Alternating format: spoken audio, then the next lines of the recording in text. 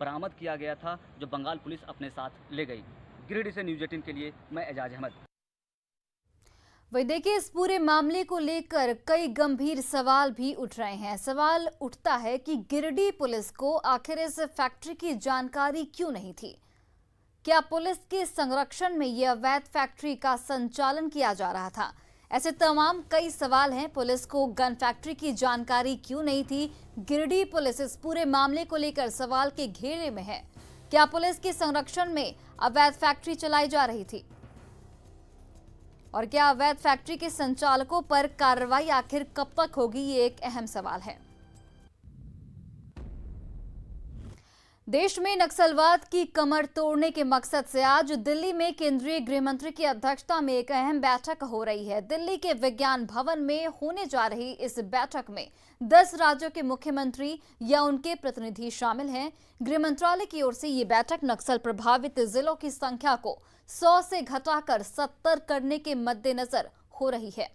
नक्सल प्रभावित इलाकों की संख्या में सबसे ज्यादा जहां गिरावट देखी गई है, उनमें बिहार, उड़ीसा और झारखंड के नाम शामिल हैं। आज की बैठक में नक्सल प्रभावित इलाकों की सुरक्षा स्थिति की समीक्षा भी की जा रही है। साथ ही इन इलाकों में सड़कों, पुलों, स्कूलों, स्वास्थ्य केंद्रों के निर्माण जैसे मौजूदा विकास कार्यों की भी समीक्षा हो रही है।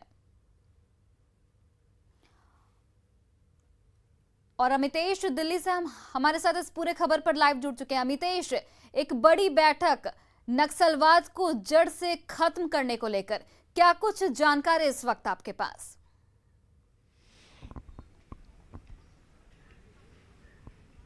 देखिए, 10 बजे बैठक शुरू हुई है दिल्ली के विज्ञान भवन में, जिसमें नक्सल प्रभावित राज्यों के मुख्यमंत्री शिरकत कर रहे हैं। 10 राज्य हैं जो कि नक्सल प्रभावित हैं। उसमें से 6 मुख्यमंत्री पहुंचे हैं और 4 राज्यों के मुख्यमंत्री नहीं पहुंचे हैं, तो उनके जो डीजीपी हैं, चीफ सेक्रेटरी, वो जरूर पहुंचे हैं यहाँ पर।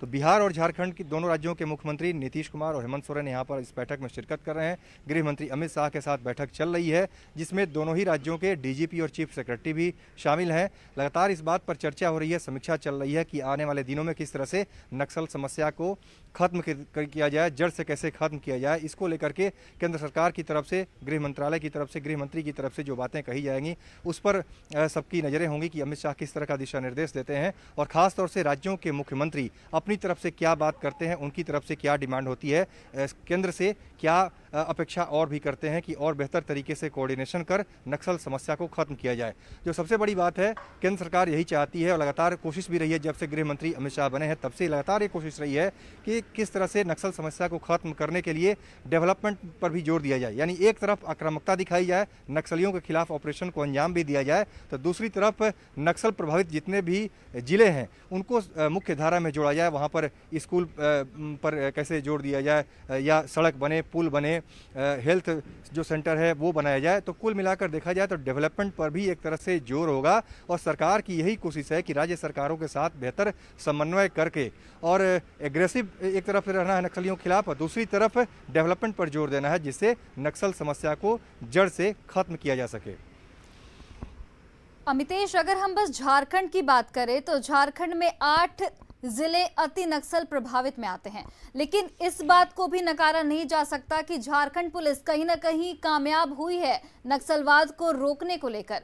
तो ऐसे में जो 8 जिलों को शून्य करने को लेकर झारखंड पुलिस के लिए कितनी बड़ी चुनौती और झारखंड सरकार के लिए भी कितना अहम?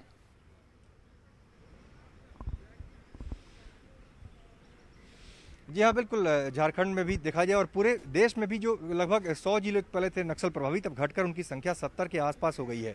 इसी तरह बिहार में 10 जिले नक्सल प्रभावित हैं और झारखंड की बात करें तो 8 जिले नक्सल प्रभावित हैं। तो निश्चित रूप से नक्सल प्रभावित जिलों की संख्या में ओवरऑल देखा जाए पूरे देश में कमी आई है। तो ये सरकार की सफलता है और सरकार की जितने भी प्लानिंग है, जिस तरह से सरकार आगे बढ़ रही है, उसका एक नतीजा सामने आया है कि देश भर में नक्सल प्रभावित जितने भी जिले हैं उनकी तादाद में कमी आई है। खासतौर से झारखंड के संदर्भ में अगर हम बात करें तो झारखंड पुलिस के साथ में जो पैरामिलिट्री फोर्सेज हैं उनके भी बेहतर समन्वय हो और किस तरह से केंद्र की तरफ से भी मदद दी जाए और आने वाले दिनों में जो 8 जिलों की संख्या है उसको भी और कम किया जाए। और निश्चित रूप से नक्सली गतिविधियों में काफ़ी हद तक कमी आई है पिछले कई सालों की अगर बात करें तो उसको शून्य पर कैसे लाया जाए, उसको बिल्कुल कम कैसे किया जाए, इसके लिए ज़रूरी है कि नक्सलियों के खिलाफ ऑपरेशन को और तेज किया जाए और साथ में डेवलपमेंट भी किया जाए, यानी जो आम नागरिक हैं उस एरिया के, उस नक्सल प्रभावित जिलों के, उनको समाज की मुख्य धारा में जोड़ा जाए, उनको शिक्षित किया जाए, उनको जागरूक किया जाए और उनको अपने साथ कैसे जोड़ा जाए, इसको भी लेकर के सरकार की प्लानिंग है। चलिए अमितेश, बहुत बहुत धन्यवाद तमाम जानकारियों के लिए। जातीय जनगणना और सरना कोड को लेकर जारी सियासत अब दिल्ली तक पहुंच गई है। सीएम हेमंत सोरेन के नेतृत्व में एक प्रतिनिधि मंडल केंद्रीय गृह मंत्री अमित शाह से आज मिलेगा। इस प्रतिनिधि मंडल में बीजेपी भी शामिल होगी। जातीय जनगणना पर अब झारखंड में सियासत गर्म है। सीएम हेमंत सोरेन के नेतृत्व में प्रदेश के नेताओं का एक प्रतिनिधि मंडल केंद्रीय गृह मंत्री अमित शाह से मुलाकात करेगा। इस दौरान सरना धर्म कोड पर भी बात होगी। सरना धर्म कोड और जो जातीय जनगणना का जो मसला है वो भी हम लोगों ने पारित किया है, तो उन दोनों मसलों पर जाकर के हम गृह मंत्री अमित शाह जी से मिलने जा रहे हैं। दिल्ली में केंद्रीय गृह मंत्री के आवास पर सीएम के नेतृत्व में 11 सदस्यीय प्रतिनिधि मंडल की मुलाकात की संभावना है। इस प्रतिनिधि मंडल में बीजेपी भी शामिल होगी। अमित शाह से मिलने वालों में मुख्यमंत्री हेमंत सोरेन, बीजेपी के प्रदेश अध्यक्ष दीपक प्रकाश, कांग्रेस के प्रदेश अध्यक्ष राजेश ठाकुर, कांग्रेस विधायक दल के नेता आलमगीर आलम, आजसू सुप्रीमो सुदेश महतो, आरजेडी से मंत्री सत्यानंद भोक्ता, सीपीआई-एमएल से विनोद सिंह, सीपीआई से भुवनेश्वर महतो, सीपीएम से सुरेश मुंडा, मासस से अरूप चटर्जी और एनसीपी से कमलेश सिंह शामिल हैं। कि मुख्यमंत्री जी सर्वदलीय बैठक प्रतिनिधिमंडल गृह मंत्री से मिलने के लिए जा रहा है, चला गया है। भारतीय जनता पार्टी भी उस प्रतिनिधिमंडल में शामिल होती है। केंद्र सरकार ने जातीय जनगणना से इनकार कर दिया है, बावजूद इस पर सियासत जारी है। धनबाद से संजय गुप्ता, दिल्ली से अमितेश के साथ अविनाश कुमार, न्यूज़ 18 रांची। नियुक्ति नियमावली में भोजपुरी और मगही की अनदेखी पर सत्ताधारी दलों में मतभेद सामने आया है। कांग्रेस ने नियमावली में भोजपुरी और मगही को शामिल करने की मांग रखी है। धनबाद में जिला कांग्रेस के स्वागत समारोह में प्रदेश अध्यक्ष राजेश ठाकुर ने पिछड़ी जाति को 27% आरक्षण देने की मांग की।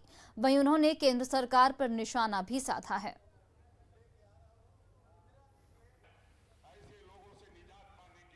भोजपुरी के मगही अंगिका के सपोर्टर बनी जाए और जब तक हम मंत्री परिषद में बानी तो